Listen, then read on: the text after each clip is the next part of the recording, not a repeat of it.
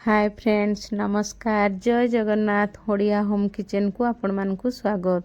आज मु गईठा खीरी प्रस्तुत होईची। प्रायतः ओडिया घरे 12 मासरे 13 पर्व पालित हुए। से बौल अमावास्या हो किंबा माणबसा गुरुवार हो। आज मु काली पूजा स्पेशल गईठा खीरी प्रस्तुत करची। चलंतु एबे आमे स्टार्ट करिबा। एठी मु 250 ग्राम होबो अरुआ चाउल नॉर्मल चाउल नेइची। ताकू मु भल भाबरे 2-3 थर क्लीन करिकी धोई नेइची। या परे मु 4-5 घंटा पई बतुरेया पई छाड़ी देइची।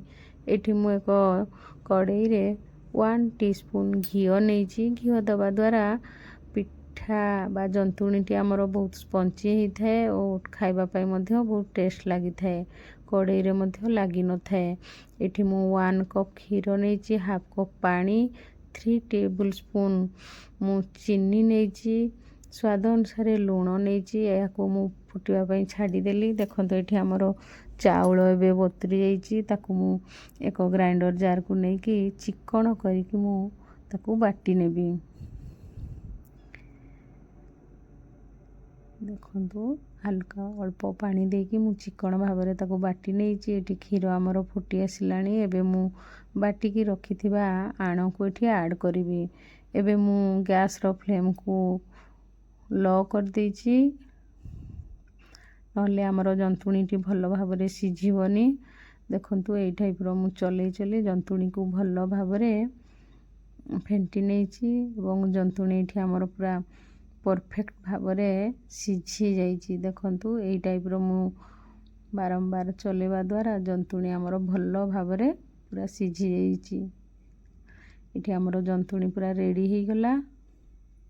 चलंतु एबे स्टार्ट करिबा। एठी खीरी पई हमरो एठी मु खीर 1.5 लिटर पाखापाखि खीर मु नेइची। एठी खीरटी मु फुटा खीर नेइची। आपण माने चाहिले कंचा खीर नेइ परिबे। कंचा खीर नेले अधिक समय टिके फुटिवा पई पड़िबो। एठी हमरो खीर फुटी आसिलानी।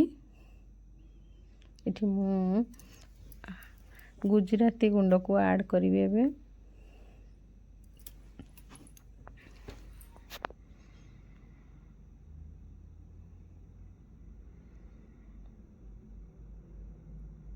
एबे मु याको फुटिवा पई छाड़ी देबे। एठी जंतुणी हमरो हल्का ठंडा है गलानी। एबे ताकू मु एई शेप रो पूरा गोल आकार देखंतु पूरा स्पंची नरम हेची बॉल टाइप रो मु प्रस्तुत करिवि। एई टाइप रो मु हाथ रे स्प्रेस करिकी छोटो छोटो बॉल रो शेप देकी मु प्रस्तुत करिची। आपण माने चाहिले अलगा शेप मध्य देई परिबे आपण को इच्छा अनुसार। एई टाइप रो मु गोल गोल करिकी सबुतक बॉल को प्रस्तुत कर नेइची।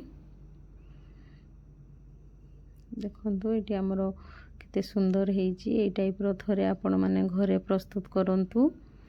देखंतु ए सब बॉल प्रस्तुत हे जेची। एठी हमरो खीर हल्का फुटी आसिलानी। एठी मु केसर को ऐड करिची। केसर ऑप्शनल अछि, आपण माने घरे अवेलेबल थिले देबे, नहले न देले चलिबो। केसर देबा द्वारा वासना बढ़िया आस्थाय, कलर मध्य तार चेंज हे जेथाय।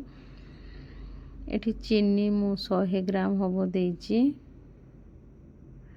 ऐड करची। आपण माने चाहिले आपण को मिठा जेती खांदी कम बेसी करि परिबे। एठी मेन जिनसठी मु देइची 1 टेबल स्पून मु पिठौ रखितिली ताकू मु ऐड करची।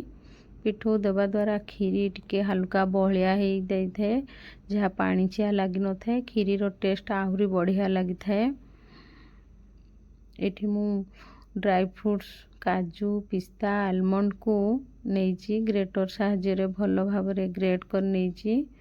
देखंतु एई टाइप रो आपण माने चाहिले ताकू गोटा मध्य ऐड करि परिबे किंबा छोटो छोटो काटी के। एठी मु सब तक बॉल्स को खीर रे बे ऐड कर दूची। देखंतु ताकू भल भाबरे सिझिबा पई मु फुटिबा पई छाड़ी देबे। एठी बार बार चलेबा द्वारा हमर बॉल्स लागि जीवनी परफेक्ट सिझी जीवो। ଏଠି ମୁଁ ନଡ଼ିଆକୁ ଚୁନ ଚୁନ କରିକି କାଟିକି ରଖିଥିଲି 2 ଟେବୁଲ ସ୍ପୁନ୍ ନେଇଛି। ନଡ଼ିଆ କୋରା 2 ଟେବୁଲ ସ୍ପୁନ୍ ନେଇଛି। ଏବେ ଆମେ ତାକୁ ଫୁଟିବା ପାଇଁ ଛାଡ଼ିଦେବା।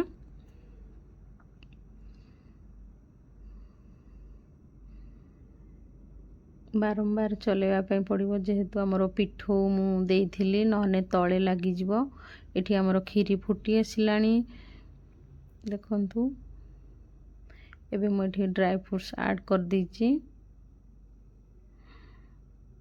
ଦେଖନ୍ତୁ କ୍ଷୀରି ଆମର ପୁରା ପରଫେକ୍ଟ ହେଇଛି। ଏଇ ଟାଇପ୍ର ଆପଣମାନେ ମଧ୍ୟ ଘରେ ପ୍ରସ୍ତୁତ କରନ୍ତୁ ଏବଂ ନିଜେ ଖାଆନ୍ତୁ, ଅନ୍ୟମାନଙ୍କୁ ଖୁଆନ୍ତୁ, ଏନ୍ଜୟ କରନ୍ତୁ। କିପରି ଲାଗିଲା କମେଣ୍ଟ ମାଧ୍ୟମରେ ନିହାତି ଜଣାଇବେ। ଲାଇକ୍ ସେୟାର କରିବା ପାଇଁ ଭୁଲିବେନି। ଏଠି ମୁଁ ଲୁଣ ଆଡ଼୍ କରିନଥିଲି, ପରେ ମୁଁ ଦେଇଛି। ଦେଖନ୍ତୁ ଏଠି ଆମର କ୍ଷୀରି ପୁରାପୁରି ଭାବରେ ରେଡ଼ି ହେଇଗଲା। ରହିଲି, ପୁଣି ଦେଖା ହବ ନୂଆ ଭିଡ଼ିଓରେ। ଜୟ ଜଗନ୍ନାଥ।